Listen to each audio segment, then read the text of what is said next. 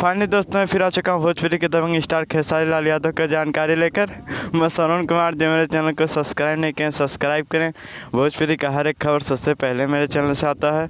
जी हाँ दोस्तों, बिना देर के वीडियो को शुरू करते हैं।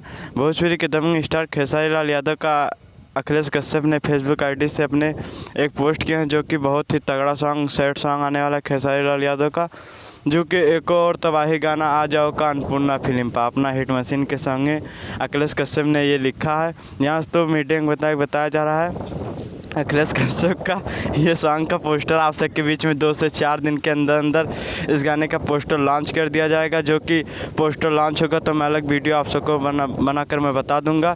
यहाँ से तो बहुत ही तगड़ा सॉन्ग खेसारी लाल यादव का आने वाला है, जो कि बहुत सारी कंपनियों से खेसारी लाल यादव का गाना आने वाला है।